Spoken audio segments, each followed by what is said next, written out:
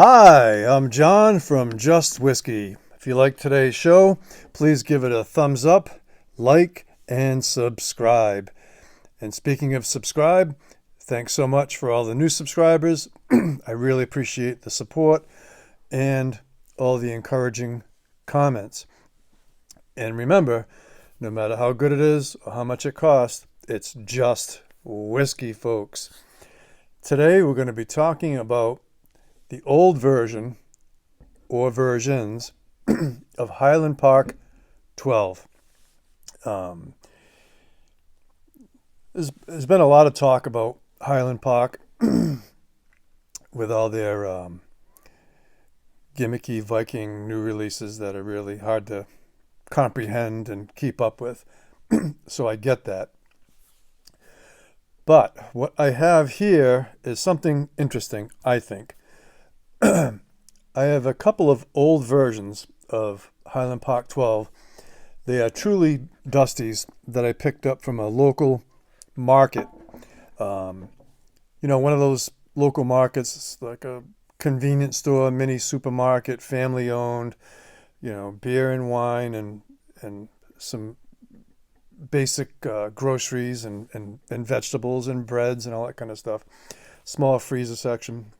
They're very small, and they have a very small whiskey section that is mostly generic stuff, including, I guess, Highland Park, right? I've been going there for a few years, and there's been 3 bottles of this Highland Park 12 that I've been eyeing. But they're $60 each. Now, I can get the new version of Highland Park for $45, But it's a convenience store, and these things have been sitting on there for a long time. So curiosity got the best of me, and they had 3 bottles that were sitting there forever. 2 or 3 weeks ago, I went in, and there was only 2 left. So I bought one and opened it. And you can see how much I'm enjoying this. What's interesting is I asked the owner, so then I went back and it was eating at me. I'm like, I got to buy that. I'm enjoying this so much. I have to buy that last one that's on the shelf. So I did. And so I asked the owner, I said, how long have these been sitting on the shelf? He says, 3 or 4 years. So, what I noticed is the outside packaging. You can see here that the one on this here, you're right, one has orange and one is yellow. The backs of these tubes, they're identical, except now the backs are orange. The 12 is orange on both of them. The only difference on the tubes, identical barcodes, identical everything, except one has a yellow 12 and a yellow label, and the other one's orange. But also, too, the one that has yellow, the word Highland Park is white, and the orange one is the Highland Park wording is more of a cream color. So I thought, well, maybe now these sitting on the shelf were not exposed to direct sunlight. I don't know if at some point maybe this was on a display somewhere in direct sunlight, but it's weird because it's yellow and I don't see any other like fading marks on it. So if anybody out there can shed some light onto the rough age of these, because there is no laser codes on the bottle, but you can't see it. But on the inside of the label, you can kind of see it right there, right? There's some coding there, which I'm trying to decipher, and there's completely different coding on this one, which you're not going to be able to see, but it's completely different inside this. And the one on my right, your left, seems to me to be a little bit darker than the other one. but that might just be because of the fill level. But it does seem to be a little bit darker. Highland Park is natural coloring, but they do chill filter, but they chill filter at 4 degrees centigrade or 39 degrees Fahrenheit. So it is a light chill filtering. So the best I could decipher with the one with the orange coating was that it's possibly from 2008. I'm just trying to figure it out. And it looks like this one might be a 2016. So this would make sense if he says they've been on the shelves for 3 or 4 years, 5 years. It would make sense. So the one I opened is certainly the older version, which I'm enjoying the hell out of. I've watched so many reviews on Highland Park 12. I wasn't expecting what I got with this bottle. Okay, so now here goes. So if anybody can shed any light onto what they think the age might be or the packaging, please let me know. So this bottle here could be 3 or 4 or 5 years old, or it could be from 2008. It could be much older than that. So, but as soon as I opened it, I was not expecting what I got on the nose. So I went over to my neighbor, who enjoys heavily peated whiskey, and I asked him, blind. I didn't tell him what it was. I says, "What are you picking up on this? Because to me, it's a little bit funky, in a good way." So he's smelling it, and he says, right off the bat, he goes, "Roasted lemons, broccoli in a bag, like that's been in a bag too long," and then he said, "Maybe like a bag of potatoes that's been almost rotting, like in the bottom of your refrigerator drawer." That rotting vegetal, I don't know what you call it, funk. And I certainly wouldn't have described it as that, but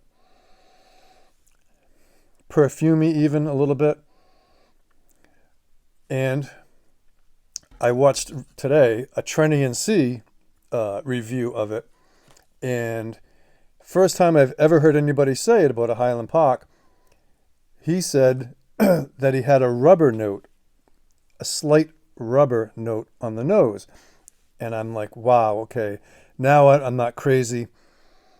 There is definitely a perfume, vegetal, funk, candied cigarettes on the nose. Now the palate is different.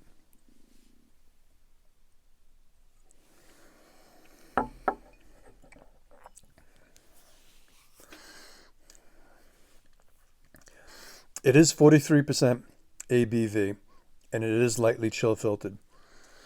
So you do lose a little bit of that mouthfeel, but it's very pleasant. And on the palate, you pick up the light, sweet sherry notes. It's the sweet honey smoothness of it, but it also has a slight oak bite, and I'm enjoying the hell out of it. It's I have not had a lot of experience with Highland Park. If you watch my previous review, I have tried the full volume Twisted Tattoo, and most recently the new version of the Highland Park 15 Viking Heart.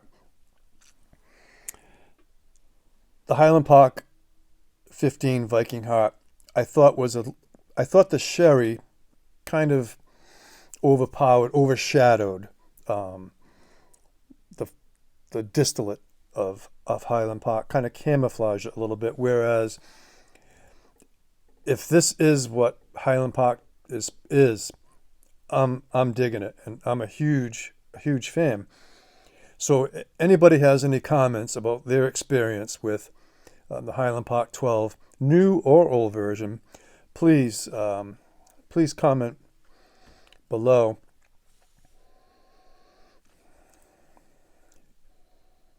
How would I score this? Oh yeah, I wanted to. I don't normally do this, but real quick, this review is going on a little bit long, but I find this interesting. So the packaging says, we insist on a uncompromising approach to whiskey making. We are one of only a handful of distilleries that slowly malts its barley on a stone floor. So I didn't know that. Turning it by hand and thereby delivering a more balanced flavor. Next, we smoke the barley over aromatic peat, hand cut from Harvester Moor to bring a unique, fragrant heather character to the whiskey. A long time ago, I mentioned a field of heather, and I kind of dissed it a little bit because I have heather out here just as ornamental landscaping. When they flower, this is North American heather I'm talking about. I've never been to Scotland, but North American heather, when they flower, it has a slight licorice, black licorice scent to it, which I'm not picking up on this heather, so maybe this is a different variety. Okay, so the heather. Then the spirit is taken from the stills and carefully filled into sherry oak casks from Spain. If they're sherry oak casks, they probably are from Spain. These deliver priceless natural color and a distinctive honey sweetness, perfectly complementing the aromatic peat.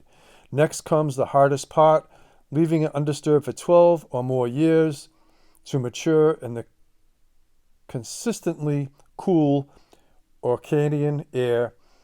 When it's ready, we choose and combine our best casks, then leave them to settle and harmonize.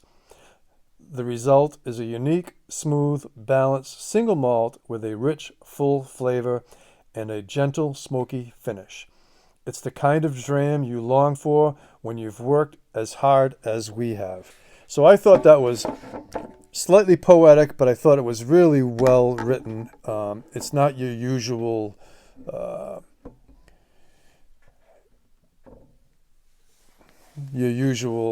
to use Ralphie's phrase, it's not your usual flannel. It's legit, I think. And I'm really enjoying the hell out of this, and I'm curious at some point to crack this baby open and see if there's a difference. But I'm going on a little bit too long here, so how would I score this? I'm enjoying this more than the new version of the 15. I can tell you that. It is 43%. Yes, it would be nicer if it was 46%, but it's not. My enjoyment, usually I give a range. I'm just going to say straight out, this is an 88 for me, all day long. Really enjoying it.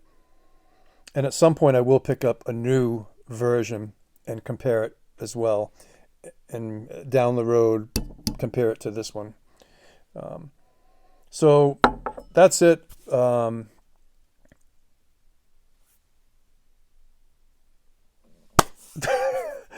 Thanks so much for watching. Give it a thumbs up. Please subscribe. I appreciate all the new subscribers. And remember, no matter how good it is or how much it costs, it's just whiskey, folks. So hats off to you all and take care.